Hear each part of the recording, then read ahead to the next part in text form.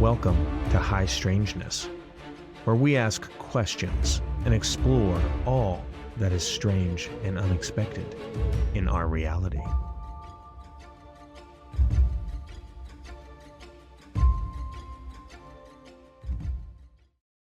Welcome to High Strangeness.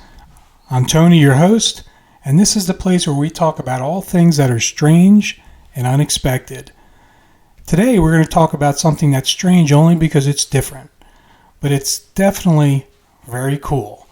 And so I'm excited today because I have Shane Richens on the air with us today, and he's the owner of an interesting business. A lot of people are going to love to hear about this. It's a business where I hope to learn a lot today about the things that he does, and so will you. The business is called Scales and Tails, and let me tell you just a minute here. I want to tell you about Shane. Shane is the owner and founder of Scales and Tails. Shane's love of reptiles began as a child who loved to catch and chase snakes and lizards in Utah. His fascination grew with his raising of a pet iguana named Horse. Shane wanted to know everything he possibly could about the natural world and collected a library of books and documentaries on the subject. He has spent time volunteering with a python breeder and a snake farm and Animal World Zoo in Texas. Shane has also spent many hours working with Danny Connor's Reptile Adventures and several venomous professionals to gain experience working with crocodilians and venomous snakes. Is crocodilians a word? Is that right? It is. It's all the alligators, caiman, crocodiles, gharials, all the things that kind of look like a crocodile. How's that? Okay, sounds good. And so Shane loves sharing his knowledge and love of reptiles, and Shane believes that the knowledge can clear up misunderstandings that many have about these interesting animals. So, Shane, how are you doing, my friend? I'm doing well. How are you, sir? Really good. I'm excited to have you on, and I'm excited to learn about everything you have going on right now. Well, I'm excited to tell you about it. What would you like to know? Well, first I want to spend just a minute a little bit talking about you. Okay. Let's back up a little bit. Your business is an education and entertaining company. Yes, sir. Is that correct? Yes, sir. And you do mobile as well as you have a fixed location. Yeah, most of our business actually ends up being the mobile business, and that's how I started out because I began this, and I had a condo back then. Now I have a house, but I had a condo, and I just had a couple of pets, and it started from that point, and you can't have people come into your condo to see the animals. So, Understood. Let's start off talking more about you in the beginning. I think one of the best parts about any story is the person who finds the desire to do it. And so, what got you interested about this cool idea? I kind of stumbled into it with the right hobbies. I was into reptiles, like you talked about my iguana Horse. My little brother had that. I was still 18, lived at home with my family. My brother had it, didn't, younger kids aren't, he was a lot younger than me, don't do a great job of taking care of things. And so I just started taking care of it. Eventually it just kind of became mine because of that. And I went everywhere with it. I named it Horse because I had a couple of years before for a lot of years before that, I had a horse, and she had passed away and kind of broke my heart for a long time. And I moved to the city, and I couldn't have a horse anymore. And so now that was my substitute horse, is where the name came from. There you go. So that got me into reptiles. I'm kind of a science buff. I really like to learn everything I can about science and critical thinking. I love being on stage. I like the attention from acting. And so that means that when I met a guy who does this for a living, he said, "Hey, you just happen to have the right combination of skills here. I think you should give us a shot." Actually, the girl I was dating at the time and he got together and said, "He's got the right combination of skills. We'll talk him into it," is what they did. And they talked me into it. I said, "Sure, why not? I'll give it a go." And it seems to have worked out for me so far. Well, and that kind of leads me to my next question, because I was going to ask, did you see this and you kind of carved your way to it, or did circumstances just kind of line up and the opportunity just fell into place where things started to just go, hey, next step, and here's where I am. A little of both. I happen to have the right beginning skills, but you don't just know how to do something because you've started it. I mean, just because, for example, if you know how to start, stop, and turn a motorcycle, it doesn't mean you know how to ride a motorcycle, if that makes any sense. Good point. Yeah. And so that gentleman that I met that does this across the country, he has coached me ever since, because he just took me under his wing for some reason and kind of gave me ideas where I needed them from somebody who'd been there. That ex-girlfriend that I had, she was in school for business marketing, and she eventually ended up with her master's in business marketing and ended up as a professor at a university. And so but she started out, she bought a book on HTML so she could teach herself how to write me a simple website, made me a website, and she got me online. And since I have no business savvy, she kind of got the business going. I can write pretty well. In fact, right back here, these are magazines that I've written for a local magazine. These are articles I've written for a local magazine. And I can write funny scripts and be entertaining that way. And so between my ability to entertain and the knowledge I was trying to accumulate, so that I was trying to be as accurate as I can. I mean, the thing about science is it's always progressing. Everything is it's a temporary truth on most things. Just because we learn more, we expand, we become better. Provisional truth, that's what I was looking for. So everything's a provisional truth, but we do our best to be as accurate as we can for the time that we're at. And so I was diving deep into making sure I was as accurate as I could be. And I'm good at scripts. I'm good at being on stage. And my ex was really good at business. After she and I broke up, I met my wife, and she had graduated, and she also had a business degree. She had hers in international business, so she just naturally took that role, and I kept doing what I'm doing. That is awesome. So it's a teamwork. It's a team here, right? Teamwork. So, she's smart, and I have low inhibitions. I like it. And is your wife Rindy? That is. That's wonderful. Yep. And she loves all this as much as you do. Is that fair to say? She likes the reptiles. I don't know if she loves them as much as I do, but she likes them, and she really likes running a business. A lot of the time. I mean, it can be incredibly stressful. So there are times where neither of us likes running the business, because it's not all fun and games. Everybody sees the tiny percent that's really fun. And then all the work that goes into those moments where you feel like you're contributing to society. Those can be stressful. I bet. And it sounds like your partnership's perfect, though, because if she likes the business side, it allows you to really focus in on the presentation and education and stuff. And somebody on the team has to be smart, so. That's how it usually works, isn't it? Yes, sir. The ladies in our life keep us going. Yeah, I can't sit down and focus on one thing for very long. She can do that all day long. Well, let's learn a little bit about your business now. I've been on your website. It's pretty cool, and I encourage people to check it out. And on the website, you talk about memberships, merchandise, summer camps, zookeeper programs. Yes, sir. All that. And so hopefully we can get into some of that as we talk. But you do have a fixed site, and so I want to start off with, what do you use that for? What happens at your fixed site or storefront? So that kind of developed out of necessity. When the show started becoming more popular, we didn't want to overwork any animals, so we got some more animals so that we could spread the work out and also try to level up how impressive the animals were. And there just came a point where we're like, this needs to move out of a home and into a commercial location. And so we did. We moved into a small commercial location, eventually moved it into a bigger one. They were just places to store the animals, essentially, though. A place we could clean the animals, store the animals, and it's easier to get permits because for the animals that are illegal, because you're in a commercially zoned area rather than a residential zone. And then we eventually just said, well, now it's in a big enough spot that we can let people come in here and look at them. I mean, the animals are here. We're already here cleaning animals most of the time. Why don't we let people come look at the animals here and make a few extra bucks on the side on that? It's never been our main thing. Helps to offset because we don't get a lot of traffic. It's not a big space. So it mostly offsets the employee hours for cleaning animals, because that's where the overhead really is. It's a lot of employee hours in cleaning animals, feeding the animals, repairing cages, building cages. There's just a whole lot of work in maintaining these animals. And it's at a stage now I couldn't do it myself. Since we've got people there, yeah, people come on in and have a look. And now we're in a bigger location. Still not huge, but bigger than it was, big enough that we have a small little gift shop too. So we can make a little extra by selling a few items that people might want to take home to remember their trip. That's really cool.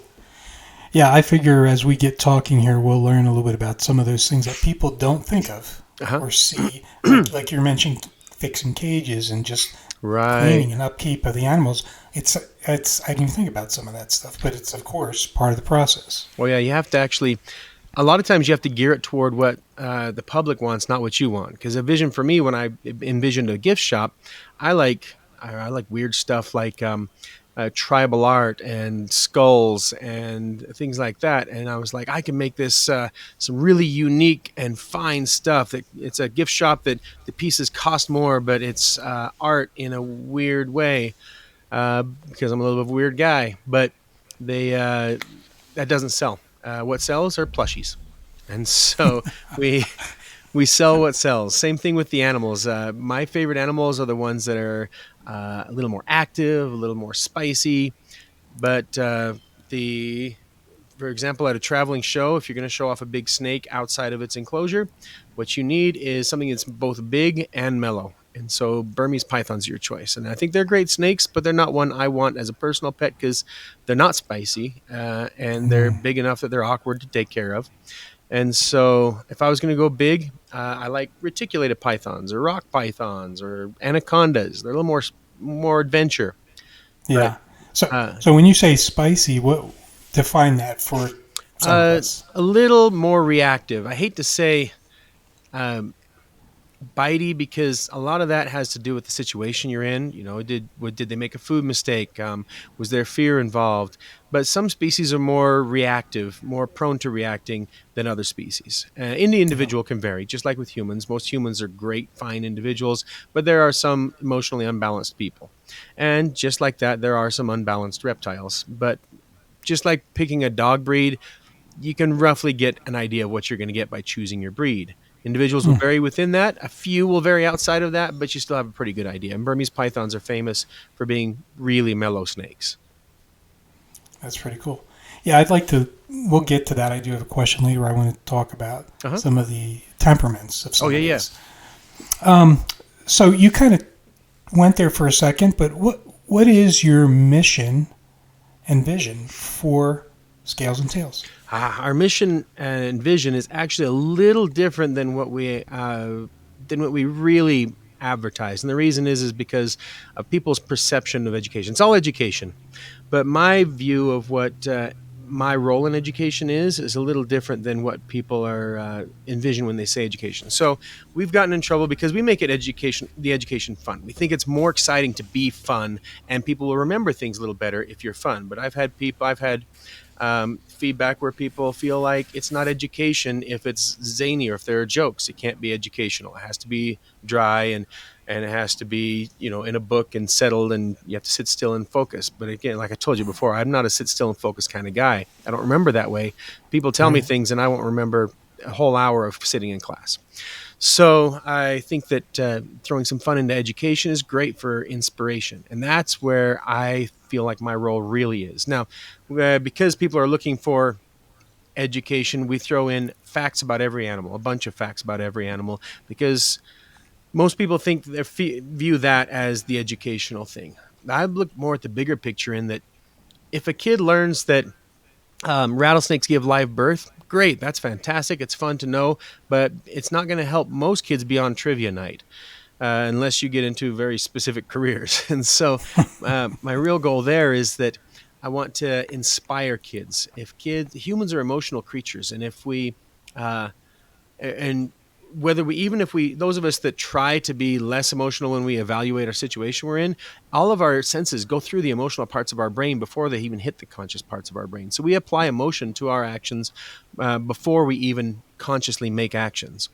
And so the more dry you make it, the more disconnected you make it, the less likely people are going to want to be inspired to seek out scientific careers, or at least scientific literacy, or want to conserve animals that may be maligned. The reptiles are not the megafauna. It's easier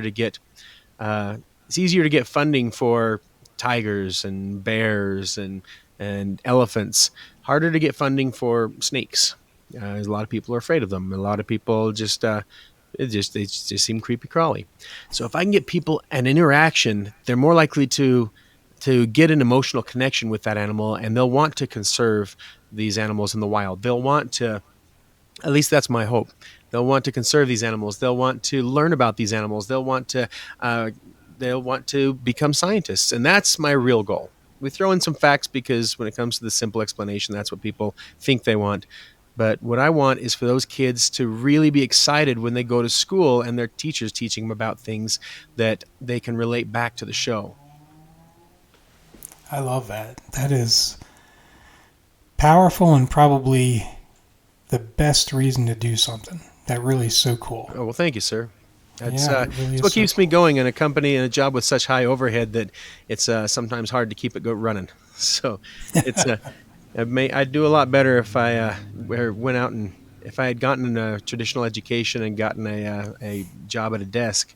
But I do this because I feel like I'm contributing. Yeah, no, that's great. And we need people who do that. So thank you, sir, for that. Yeah, thank you. Let's hop around a little bit with some of these questions. Let's talk about some of your coworkers, meaning my animals. Your cast members. Yeah, yeah, my cast members. Yeah. Well, what would you like to know about them? There's a lot to know.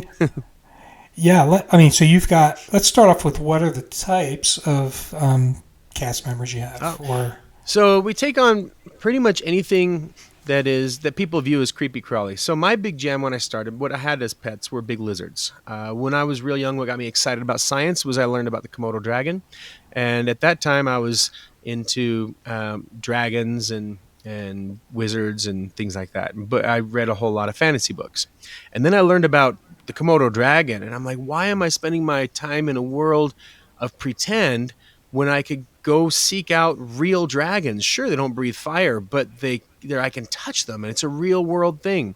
And all of a sudden, I had an interest in science, and so the big lizards are my jam. Like this one here, that's Pop Tart. That's our Asian water monitor, and so this is TNT. Actually, I have a couple Asian water monitors. This is TNT. But yeah, she's one of my favorite animals in the entire shop. I love these guys. They're the second biggest lizard species in the world, second only to the Komodo dragon. They're the closest cousins to the Komodo dragon. They tame down real nice, so she's a sweetheart. You can carry her around, and we can feed her in front of people. She does have a strong bite, so there are precautions we take, and we take a lot of precautions. We do a lot of training with our staff before they come on to handle the animals. And a lot of the training is ongoing. It takes a long time for them to get to handle certain things at the shop. But anyway, monitors. Sorry, I sidetrack a lot. Monitor lizards where I started. Of course, when you open up into this kind of a show, you've got to expand into snakes, crocodilians were a little harder because it's against the law here, and I had to get a permit. So I started out with an alligator skull that gentleman I mentioned earlier gave to me. And so I would talk about them with a skull. And then now I've got permits for a few crocodilians, and then turtles and tortoises. Excuse me. We don't cover tuataras, even though they're a totally different group that I would love to cover, but that's mostly just because I can't get a tuatara. They're too critically endangered. They would look like a lizard to most folks, but they are a totally separate branch of reptiles, and they are ancient, like predating dinosaurs ancient. So really. Wow. So they're super ancient, and they live in New Zealand, but they're endangered, so I can't get those. But anyway, so yeah, that's what we do, and then there's some natural expansions from there. People that are into reptiles are often into amphibians, so we brought in some amphibians, and Sometimes you're just trying to get an exciting scare, not a scare, but a little bit of nervousness draws the attention. It gets your eye. And so spiders, I actually, before I started, but besides lizards, I did have a scorpion. I did like scorpions quite a bit. And so scorpions and spiders and lizards, oh my. Exactly. Well, as we go through, there'll be a few of your cast members pop up, and if Okay. you're welcome to tell us a little bit about them as we go, Okay. like you did for TNT. I do have a question. Okay. TNT, do you come up with a name, or is it the team, or how do you come up with a name? Well, of course, in the beginning, it was all my animals and just me, so it was all me. If they come with a name and it's not a name we already have on something in the shop and it's not an offensive name, we don't want to have something we're trying to get people to not be afraid of be called, baby eating scary monster. So they, or sometimes they'll have vulgar names. And so we'll rename them then. But if they come with a name and it's one we can use, we'll keep the name. So some of them have those. Sometimes the staff name them. Lately, the staff have been naming them. They've been just naming them before I've gotten to the naming. I've been distracted with other. I'm spread a little thin to try and think about that now. Sure. But a lot of the names I've come up with myself, especially the earlier names, and I still have to approve the names. So I usually go for punny names, but I've had employees that really like human names. So we've got an iguana named Gordon because he likes human names for animals. So, yeah, but That's cool. Usually we lean toward punny because, again, it comes down to presentation. We want people to have a positive, fun experience with these animals and not think of them in a negative way like they often are. Sure. Now, let's talk about, for a few minutes, about some of your presentations and shows. Obviously, you're educating. We've talked about that, about the animals, but do you spend time talking about other things like their habitat or what makes them a good pet, or if they could be a pet? Yeah, absolutely. Those are all subjects that we cover. We might pull for a good pet lizard. We'll do a whole skit where we say, here are some things you're looking for when it's a good pet. I don't want a pet that's going to bite me. I'm not like other people. I'm fragile. I don't like pain. Pain hurts me. So this one, not likely to bite. See, look at this. Pokey. Pretend it bites me. It's not likely to bite, but anything with a mouth can bite. But even if it does bite, it won't take my finger off. I won't need stitches. I might need a Band-Aid, but if you guys have never worn a Band-Aid, you're not playing hard enough. Dogs have a much worse bite than this. Anybody been bitten by a dog? In fact, there's actually a group of creatures around here that they're loose here and they're biting people, and they have a nasty bite. It's germy, full of germs. If you get bite from one, you could get an infection. They have enough jaw power to bite your finger all the way off. And I read about one that once bit a person's face off, and they're loose around here. Those are humans. Who here's been bitten by a human? Who here has bitten a human? Humans are terrible pets. Ask your parents. They know firsthand. They're expensive to cage. They're expensive to feed. They bite. But don't worry. If you want a pet human, you can have one. Wait till you're an adult, and you can have your own pet human for about 18 years, sometimes even longer than that against your will.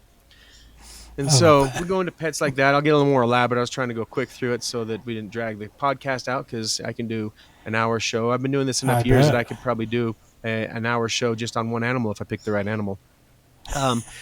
But yeah, that we'll talk about. Yeah, the habitat. This guy lives in the desert, and the like the Gila monster, and off in the distance, light coming down through the bushes will scatter the light in light and dark patches, and that Gila monster is light and dark. So from a distance, that's camouflage. Until you get up close, this is what we call aposematic coloration. It's a bright contrast. He's warning you he's venomous.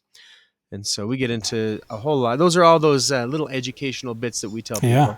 But some of them are also guidance ones. Like, for example, how to choose a pet if you're going to get one. I'm not going to judge someone for whether they get a pet or not. I do ask them to learn about them, read a book. I tell kids all the time to do reports on a pet before you ask your parents. So you choose wisely. We talk about what to do if you encounter a rattlesnake in the wild. So many people think it's the thing to do is go kill it for safety, but that actually causes you to be in danger, and the rattlesnake didn't do anything to you. They're not out to get you. They don't chase you. It's a myth. So great. Yeah, great information. Yeah, I mean, and just even the way you presented that's entertaining. Oh, and this is kind of this is subdued because a lot of our audience would be kids, and so we get very animated. So, Sure. But we also throw a few jokes over the kids' heads. Kind of learned that from Disney, and that the parents are paying for it, so they should get a few of theirs. I thought of Disney when you said that too, because they do such a good job. That's right. Before I get TNT off our screen here, Yes, you sir. did mention something. You talked about safety, which leads me to a question I had. So, Right. what sorts of safety measures, protocols, and things like that do you use with your team, with your audience, and things like that? Like, how do you approach that? That's one of the reasons it takes so long to do the training for our new staff is because every animal is different in temperament, in abilities, in public perception of its danger. And so that means every animal kind of has to be treated differently, and they have to learn each animal as they go. And so we get them good enough to do a small show, and we send them out, but they're only allowed to use those few animals. And then we teach them each animal as they go. So over time, they can get to do bigger and bigger shows or more elaborate shows. But or they have to be with somebody that can do the bigger, more elaborate shows as they learn. So some of the things, features like, for example, TNT here. She's actually really nice, but inside of her cage, they're really smart as far as reptiles go. They're not as smart as crocodilians, but short of crocodilians, they're pretty smart. These guys are, and but they have a strong feeding response. They're very food motivated, and we know what happens when a dog is food motivated. When I was a 2-year-old, I got a scar on my arm here from a dog that was food motivated. And so we can't just open the cage and let kids crawl into the cage because it might be like, oh, you're offering food. That's where you feed me from. So we have to make sure that we are the ones that get out of the cage. There's a process of giving it a chance to realize you're interacting, you're not feeding. She's really nice, so we can let kids pet the back half of her, but we still don't let people go near the front half because even though she's nice, she's not a genius. Now, it may sound rude that I called her dumb, but it's actually humans that care about whether you're smart or dumb. In nature, it's a matter of what works best, and being dumb can be advantageous, which is good news for some of my friends. So that means we can let them pet the back half where we can keep the head up above the kids or directed away from the audience. We can't let them just hold this animal because, there could be something that goes on. Maybe suddenly it thinks there's food there, or maybe it suddenly thinks that there's something to be afraid of. Those claws, even when she's being friendly, it's like being friends with Edward Scissorhands. We do keep them trimmed, but, maybe it's trim day, and so they're sharper than they normally are. And so there are a whole bunch of little features you have to learn about each of those animals. Also, for the animal's safety. This type of lizard, Right. they don't lose their tail like other lizards, so I don't have to worry so much about accidentally hurting their tail, but I could if I hurt them too hard or pull too hard, just like if I pulled a limb too hard. If I'm closing their box, we have a particular type of box we'll use with this lizard because that tongue is always flicking out and it's fast. And if we have a box with hinges and we close that right as she flicks a tongue out, we could chop a tongue off. And so we have every animal has a particular box. When we show up, I always feel a little bit bad that our boxes aren't more uniform and perfect looking because we choose the boxes according to very specific features. And sometimes those features mean I chose a box that matches nothing else and looks kind of cheap and dumb. Well, that's because that cheap, dumb top, if I set that on a tongue that flips out, it doesn't hurt the tongue. It's just a gentle set, and then I can make sure her tongue's clear, and then at that point, I have to use straps to hold it down. A hinge would hold it perfectly, but I have to use straps. It's tiny little details like that, because it's not just the public safety, it's the safety of the animal. I would never have thought that is a consideration. Yeah, But- a fast one, you oh want my a taller gosh. box, because if they decide to bolt, they have to go up the side before they go out. That gives you more time to grab the animal if you open the box. So there are a lot of things that go into every single animal, and it takes a long time to train people. Yeah, jeez. Now, I'm sure you're probably teaching and presenting to all different age groups, all different Yes, groups. sir. I mean, Absolutely. how do you? A request comes in. Do you say, okay, it looks like I'm dealing with and working with kids in elementary school. Right. Here's how I'll approach that. Oh, I'm dealing with, it's some situation where it's teenagers. Right. I'm going to do it this way. Do you have your approach set up already, like how you approach Yeah, those a lot of the age jokes. groups? A lot of the jokes themselves can be modified, and the stories can be modified to the group. Like high school kids and middle school kids, they hit an age where they can't be seen being too silly or just too easily entertained, so they're a little too cool for school. But if you throw in some jokes that are use less punny stuff and more sophisticated humor, and getting a start scare out of somebody in the audience always loosens everybody up a little bit. Yeah. There's a balance there because like we have one called the demon serpent. Okay. That's a stuffed snake we throw at the audience, but they don't know it until we open the box and throw it at the audience. And that one's great for loosening up the audience, but if you do it a little bit too aggressively, if you're too convincing at being scary, then you can scare somebody a little too much. A start is one thing, but we don't want somebody to actually develop a fear or cry or have an actual emotional feeling about it. So that balance is, but if you can do that, if you can get a little bit of a start, but not enough to create a real fear, then people think it's funny and then they relax. And then once people get relaxed, if you can get an audience that's ready to receive humor, it becomes easier to be funny. Kind of like being a comedian in a comedy club versus at a funeral. So. Yeah. No, that's great. Soften them up, get them right alert to it.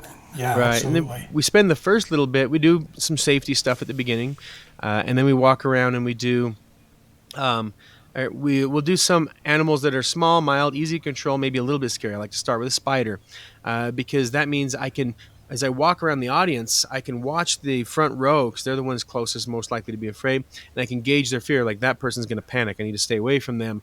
This person here is going to try to grab my stuff. I stay away from them. But this person here is the right kind of person. I can engage with them. And so I try and feel out my audience with those first couple animals too. Smart. So you're out there and you're doing things out everywhere, right? Potentially. Do you work with other organizations in any way? I mean, are you like, are you your own thing, or do you have like some partnerships where you pair up with either fundraisers or like conservative groups? I mean, not conservative groups, but conservation groups. That's what I meant to say. Or even zoos or aquariums or anything like that. Now, zoos and aquariums, if they are part of like AZA, then they're not really going to want to work with folks like us. They've kind of got their own thing going. There have been some animal organizations like farm things that we've worked with. Some other organizations kind of like mine, but a little bit bigger, that do animal stuff, and we can bring in a fun, entertaining show to add to it. Basically, if the show is safe and ethical for both the people and the animals, we're happy to do the show. And we're happy to work with people, but we also we've learned that there are plenty of people willing to pay you in exposure bucks if you're willing to work for them, but those don't feed your animals. So we do need to make some profit somewhere, enough to justify the show on each of the shows we do, because again, the overhead's already high. We don't need to make it any higher. But we're happy to work with anybody as long as there's some sort of a payoff enough to still feed the animals with. That makes perfect sense. Now, because this podcast could potentially go anywhere, and it's on the web, maybe there's somebody in another market who hears this and says, somebody in Chicago and says, man, what a good idea. We should do something like that. What are some of the challenges you faced with your business that maybe, and how did you overcome it? And what advice would you give to somebody who might be looking at something like this? It's something that I've seen a lot of other companies do when they're starting out. I'm going to talk about that instead, because I think it's a more important if you're going to start out, if you fall into this little trap. I was lucky I didn't have as much competition back then. There's been a lot more competition that once they saw what I could do, they started doing it, and there's some good shows here now because of it. But some of the new shows, they want to draw attention and compete so bad that they're willing to sacrifice safety, both either the people or the animals, for that attention. And I've even seen staff do it. We had a show once a long time ago. The staff member let a baby alligator down on the ground. They're fast, they're bitey. Nothing happened, of course, but luckily, she was immediately fired. And we went and had a big employee meeting about, making sure the rules are very clearly set forth and very structuring it rather than, or more so that there was less trust in people having common sense. Because common sense Yeah. often it's perceived differently by different people, even though they don't realize it. And sometimes what is sensible, what seems like common sense, isn't that sensible. Things like the Monty Hall paradox, or even if you go to before we before we understood the Earth was round, it was common sense to know the Earth was flat. And so, taking that out of the equation and just understanding that, well, we've seen other companies where they'll do things like try to do alligator mouth tricks with snakes. That's just dumb, and snakes aren't made for it. It's not good for them. Yeah. I've seen people who don't try to present themselves with a public image. They get the Holy Band T-shirt and hair that hasn't been washed in 4 days with with split ends. No judgment if that's the style you're going for, but you're trying to appeal to a broad audience.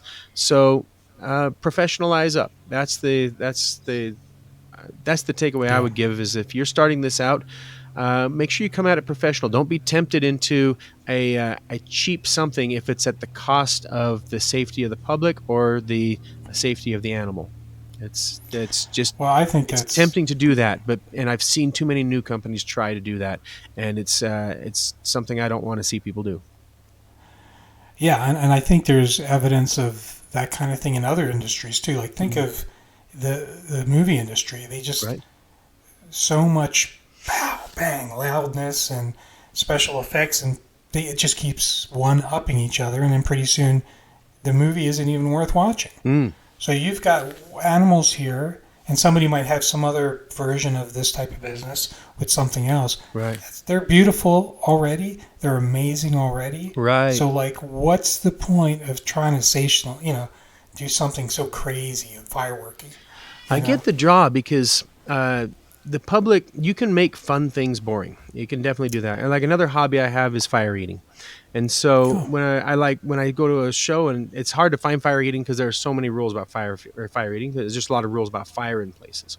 And if you're outside, wind can affect things. So you don't see them all that often. But when a fire show comes up, I'm like, oh, I want to go see this. And I've seen so many boring fire shows. And at the end of it, I'm like, how did you make fire boring? And it's because, they just slowly wave wands of fire around, and their grand finale is they ate the fire. I'm like, well, that's first move for me. And I don't do shows with that because I don't want to deal with all the legalities dealing with fire. It's a lot to set up for an environment. Like the environments I go to, I can't always predict everything in the environment. But the setup we've got, it can handle a variety of environments. Without getting too into detail. And so I can see the need for sensationalism, but where you can get the sensationalism, instead of taxing the animal for that, you can get the sensationalism out of your jokes and stories. Be an entertainer yourself. Be fun and entertaining. Do something worth seeing. If you can do a show without the animal, then maybe you're ready for the animal then. That's great advice, because you're right. I think if you can perform, right, then the two things together will shine. Yeah, because the animals are amazing on their own, right? And then if you can perform too, right? Now right. You mentioned special effects, and my dad did special effects for a living, actually, and I love special effects, but they don't trump the story. The story is you watch the movie for the story. I mean, some movies with incredible effects have been kind of famous for being not the greatest story, because it's just people forget that that's more important. Yep, that's a great point. The special effects are fun. I love blowing things up. When your dad does special effects for a living and your birthday's on the 4th of July, that makes for a great birthday. But again, it's only as an additive to the story. Yeah. Well, it kind of leads me to this question, which is, Shane, what has been one of your favorite or most memorable, either for you or your team, shows, presentations? Is there one that kind of stands out in your mind, or are they all pretty humming along and doing well? Like, is there, Oh man, they usually go so well. I mean, occasionally there's some that don't go well. You can't have 100% perfection on everything, because humans are humans, and the world is the world. But most of our shows are really fun and entertaining. What crowds have really stood out? I like bigger crowds more than smaller crowds. And a lot of people think that that would be counterintuitive because they think a bigger crowd would be more intimidating. But the truth is, all you need, laughter is infectious. And, um, and curiosity is infectious. So if you can get a few people to vocalize their interest and their curiosity and their laughter, if you can get them to just react, it starts to spread. And with a big crowd, you have a better chance at somebody being excited about animals, and then that will start to spread. So it's actually a lot easier to present in front of a large audience. I'm most intimidated when presenting in front of not audiences that are very knowledgeable about a very specific thing, because for the nature of what I'm doing, I have to know some about a lot of things.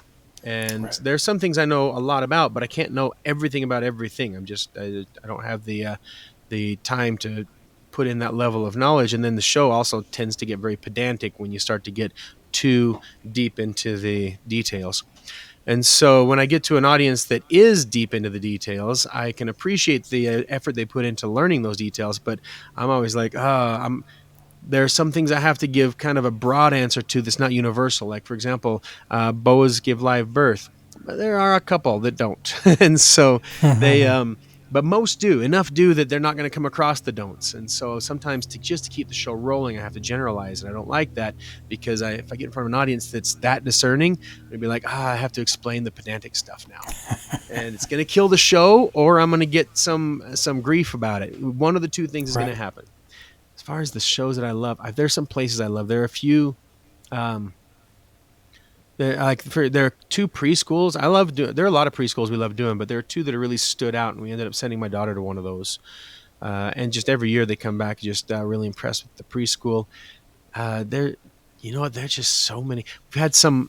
There's a group around here that does party events. They call themselves Voodoo Darlings, I think is what it's called. And they do just weird shows of all sorts of things. And so that's going to be everything from silks to actors presenting as on stilts. Anything that's a unique sideshow-ish kind of a deal, they do. And they brought us in as the reptile person sometimes. They have another reptile person they also use sometimes. And they often go to a lot of corporate parties rather than kids, and because it's not just me as the only unique thing there, and I like weird unique things. It's just it's a feast for the senses when you go into these places. And so it's really really fascinating, some of the places I've been able to be. I've gotten to meet a few famous people. I don't know, there's so much that I don't know where to pin that down, and I can't think of one show. If I think of amazing shows, I can think of other shows that were just as amazing, because I've been doing this for 20 years. Well, that's actually great, because what that really means is that day in and day out, you're getting fulfilled with great experiences, and you're feeding that back. Oh, yes, sir. It's coming back out to everybody, which is the best, right? Because if there were, a high once in a while and then a low for a while. Right. But if you're doing this is wonderful as a performer, I'm sure.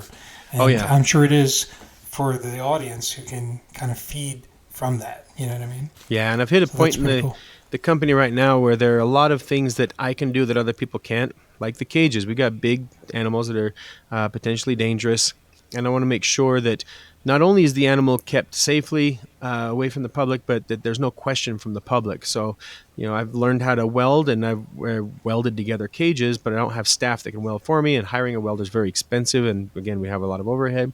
So I'll spend a lot of time building cages. There are a lot of different skills that I've learned from that, between fiberglass and welding and mortar.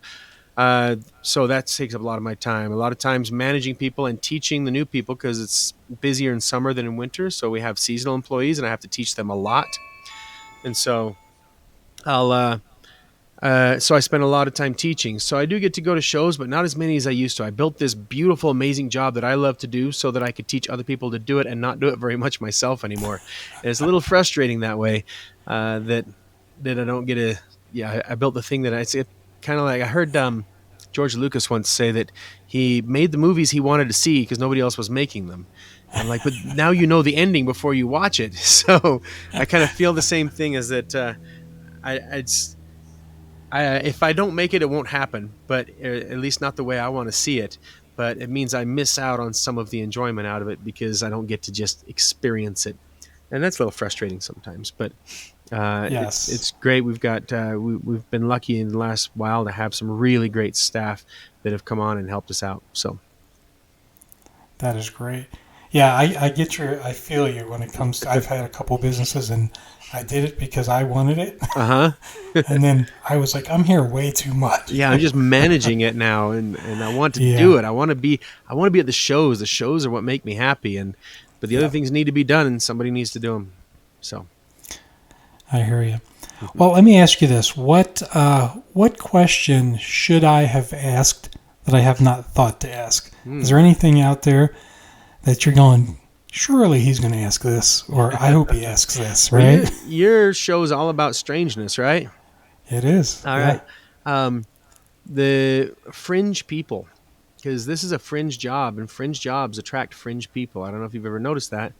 And so we get some people that there are a variety of reasons people get excited about the animals.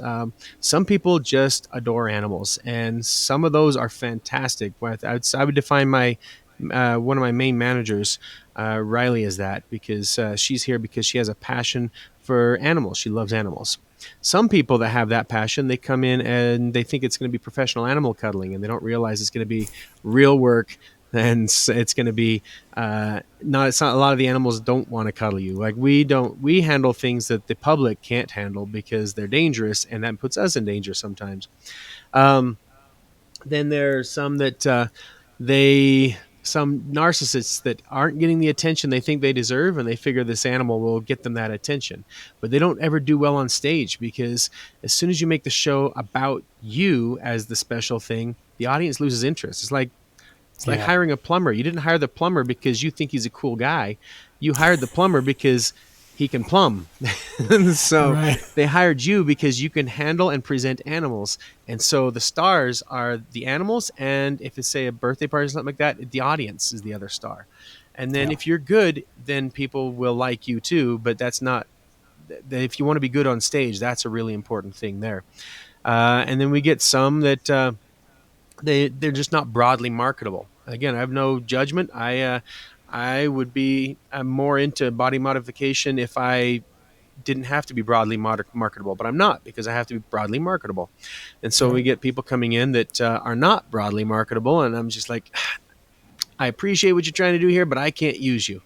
And then that's a good point. And actually, the fact that you're saying that, it's a tough thing that people shy away from this, but really you're presenting something, right? Yeah, I'm hiring for an acting job partially, and you don't hire an actor that isn't with the look you're looking for. Right. It's just honest. And I feel bad making that choice, because I feel like people should accept people for however they look. But we can right now we're trying to get people to just accept animals for how the animals look. If we get on too many soapboxes, eventually we lose all of our audience. And then some people, they just don't socialize well, but they like animals because, I don't know if you've ever been that person where you go to a party and you don't know anybody and you feel awkward at the party, and the house dog walks up and you spend all night at the party petting the dog. Well, some people are like that most of the time, and that's great too, but again, not a good show presentation kind of a person. And so I love that we give fringe people a place to be, but some also they're those that are in the fringe because they're not very usable for a variety of reasons. Sometimes it's because they're very emotionally reactive. And I'm like, I need you to be stable when things go weird, because these are dangerous animals. There are so many varieties of fringe people. And I consider myself a fringe person too. I mean, like I mentioned, I'm into skulls. I don't know if you can see in my background, I've got, that one's a cow skull, but next to it on the other side, you can't see, is a camel skull. And over here, I've got a javelina and a bear and a muntjac. I eat fire for fun. I'm you're not mainstream, I'm right? not mainstream. I'm a fringe guy myself, and so I appreciate fringe. But there are so many versions of fringe, and some of them they're unique to use. I guess a good analogy would be the reputation that Marilyn Monroe had. I understand she was difficult to work with, but she drew in the audiences because she was great at what she did. But she was, a little bit on the fringe. But she managed to work it to her advantage.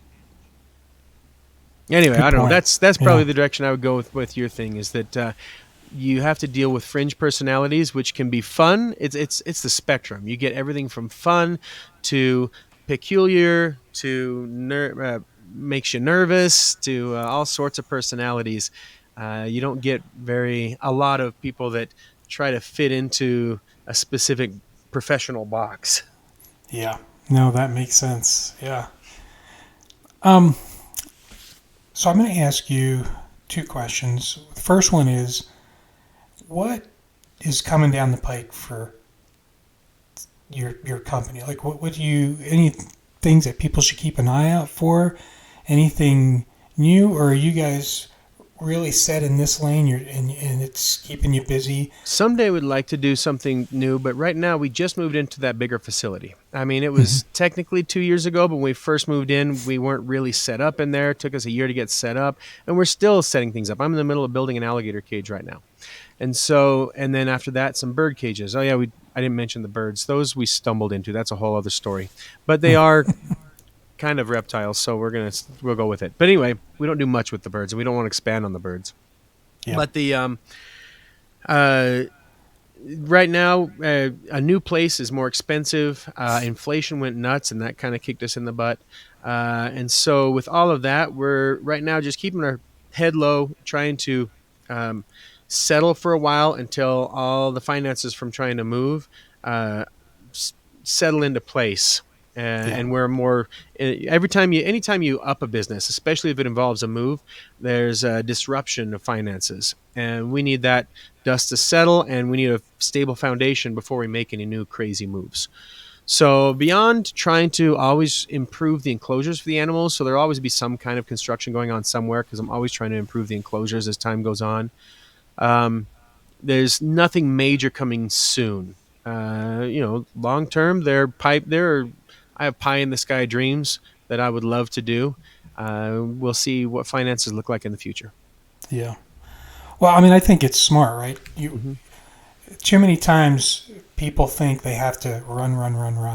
Right. And there is a time, and now it is crazy time financially. Yeah. And we just ran, and our run finished at the crazy financial time. So, right now we need to settle. We need to take a break, let our heart rate settle. We'll make another sprint eventually. Twinkle Toes, I love that. Twinkle Toes, because he's such a good dancer.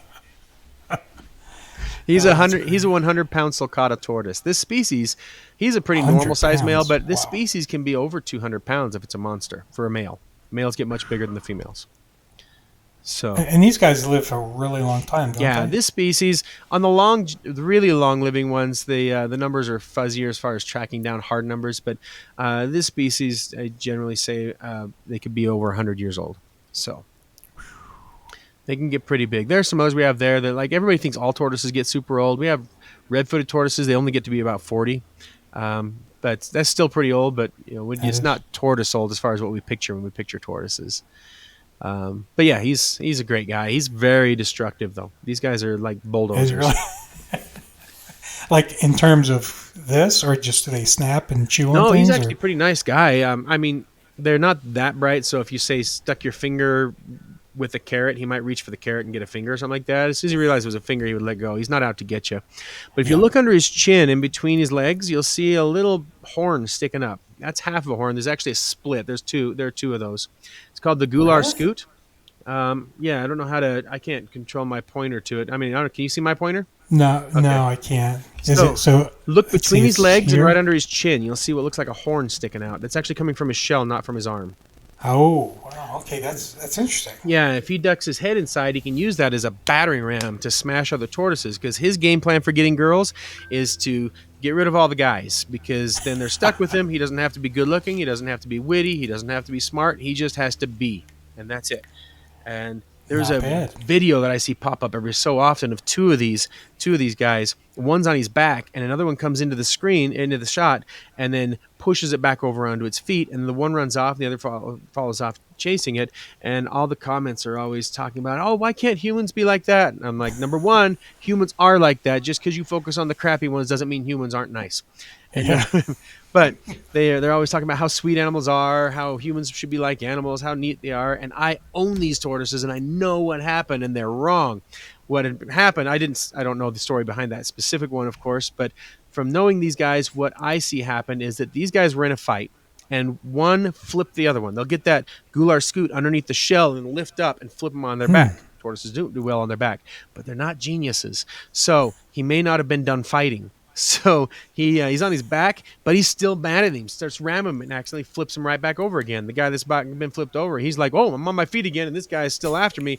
And he obviously kicked my butt. I'm out of here. And the other guy's chasing after him. It was the tail end of a fight, at least from my experience. I mean, I've seen some of these get along. The females get along pretty well, and I have seen males get along, but they also are very prone to fighting each other because that's their plan for getting girls. Yeah. And guys, do they move quickly? Girls. What's that? They do for sure. Do they move quickly at all, or are they at the size and everything? My gosh. Yeah, it's hard to define quickly. Not quickly compared to a person. Like I think Doctor Who said, is 4 a lot? Well, it depends. But for murders, yes. And so, this guy here, he's not that fast. You could easily outwalk him. He's not that fast. But he often, when he goes, people are often surprised at how fast he does go. So they expect tortoises to be always extremely slow. He's slow compared to a human. How's that? Yeah. He's slow compared to a lizard. He's probably about normal compared to a snake, compared to, let's say, a python. Pythons are very slow-moving snakes. Boas too. So most snakes move pretty slow. The fastest snake in the world is the black mamba, and a healthy adult human can outrun him. It's a genuine jog or run, but you could, not that they face you. Yeah. No, that's really cool. Yeah, I just ask. I had to ask because I'm finding out there's things in this conversation alone. I'm going, really? Wow. Well, a lot of people are surprised about the shell. First off, it's surprising to me how many people think that they can jump out of their shell and run around in their underwear like a Mario Brothers. So these guys, their shell is their backbone and ribs. If you scoop them out and you look inside, you'll see vertebrae down the center and you'll see ribs. You'll see the spots where they all grew together. So there's no longer a joint between each vertebrae like us. So he can't dance very well, despite his name. So but that's all. But they still look like vertebrae and ribs inside there. Still look like that. You can just see the line where they grew together. The outside layer is keratin. That's fingernail stuff. So they got a layer of fingernail over the outside. That's the brown part you're looking at. That protects that bone, and his shell is his backbone and ribs. And sure, having a heavy shell makes you go slow, but the main reason they go slow is because shoulder blades, that bone sticks out on the back of your back, on the outside of your ribs. Well, it wouldn't be any good if that was on the outside of his ribs because that could get broken if something was after him. So they've shifted inside of his rib cage. So turtles, tortoises, and terrapins have their shoulder blades inside their rib cage. So their arms are like this. They're upside down and inside out, and that's a major reason they go slow. Also, you can breathe in and expand your rib cage. He can't. And so what does he do? It's a weird system of kind of shifting organs around to try and draw air into his lungs. It's kind of a weird, unique thing. I don't think I'll totally understand it, but there's a good video by SciShow on it that was real fascinating. Wow. I love it. That was cool stuff right there. Come on, people. Who doesn't want to learn this stuff? This is so cool. I love it. I want to learn all this stuff, but I'll sit down and read the dry stuff, and then I'll write a script so that it's fun and entertaining. Well, that's the thing, right? There's the study, and then there's the entertaining while learning. Right. That's the way to go. Yeah, some of it you have to sit through the dry stuff, and we really hope that we inspire kids enough that they want to sit through the dry stuff because the teachers are the ones that do the real work. They're the ones that are there day in and day out. We're there for the fun moment. Our day in and day out is cleaning poo. So much poo cleaning. Holy cow. You've been in this job long enough, and you'll know what alligator water tastes like. You'll know what animal antibiotic tastes like because they'll flip it at you when you're trying to get it in them. So yeah, there's a lot of gross to what we do, but these moments like you're showing right here, those are beautiful moments. Those make me really happy.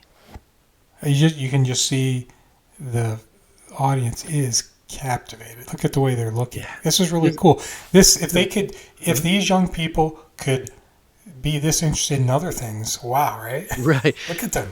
This is a big show we used to do every spring called the Big Outdoor Show. And it was down in Provo, Utah. And the gentleman who ran this eventually retired from doing this, so we don't do this show anymore. But it was a lot of fun, and I like shows like this because I get to meet other entertainers that do unique things. I think the best princess entertainer I've ever seen we met there. She does a phenomenal job of she doesn't just show up as a princess in a costume. Some I've met that do that. They just stay quiet so that they don't mess up the character for the kids. Yeah.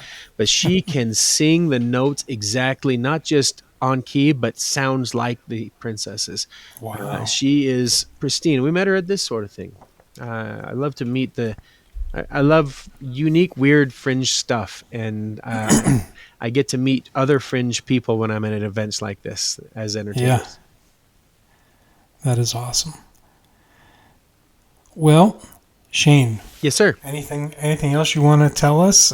Just because maybe there's some things you thought, hey, I'd like to share this with people. We've gone through a lot of information. I've learned a lot.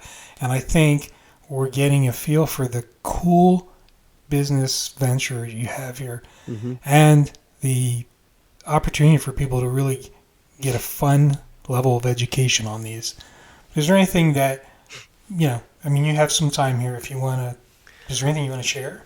Oh, after years of doing shows, I've got lots of information. I've got lots of jokes, and I've got lots of stories. Some of them from mistakes I've made and learned from, some from mistakes I've seen other people make, some from things that we did intentionally that just went in a unique direction. But, I could, since I've been doing this for 20 years, I could just talk shop and give out stories for a long time. Luckily, that means I'll have something to hold on to when I'm in a nursing home, right?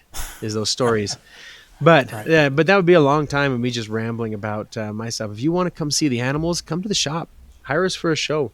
We'll show you the jokes and stories. And while we're there, we're happy to tell you what you want to know. If there's something you were hoping we would talk about here today and we didn't talk about it, then bring us to a show or come to the shop and ask us, and we're happy to talk about it. We try to be open about the good and the bad, the learning experiences, and what worked. That is great. Yeah, people, take advantage. It's so cool. I did get a chance to stop by your site. Yes, sir. And I was like, this is so cool. This is so cool. And your team there, they were doing stuff and they were involved, and it was cool. It may not be a huge shop, but it's big enough for what we do.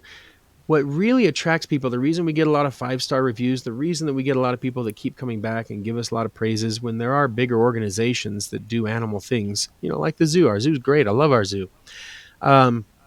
Is that we spend a lot of time on the staff because we, instead of just letting the animals be and trying to hide from the public, because, sometimes people who work with animals don't want to work with the public, or maybe they're just, if you hear the same question over and over, sometimes people feel like that's a dumb question now, but it's not. It's a new question for that person. It's just feels redundant to you. And so we spend a lot of time focusing on our staff and making sure that they're well trained, that they are willing to say when they don't know stuff, because none of us know everything. And so I don't want people pretending because they feel like they have to be an expert at everything because they're the guy on the spot. We try to make it engaging and personal and human. And that human connection is what really makes us able to survive when we're the little guy. That's the reason as a little guy we can survive, is that human connection. That's big. That's big. I hope so. Because, I like the zoo too, but it's you walking around. Yeah. This is a different level of entertainment and education. Oh, yeah. And I hope people take advantage of it. It's easy to find someone there to answer any questions you've got. So. Yeah. Thank you. Well, everybody, thank you so much, Shane, for being and sharing what you do with us. I think it's awesome. Hopefully, we can catch up with you at some point in the future, just see what's new, what's going on, and give people an update on how cool your business is going and how things are going. Well, yes, sir. Thanks for having me. I appreciate it. Awesome. So as we wrap up here at the end here, I just want to remind everybody that There's a lot of strange and unexpected out there. Keep your eyes, ears, and minds open. And until next time, stay safe. Thank you for listening to High Strangeness. This was a glance at some of the strange that exists in our reality.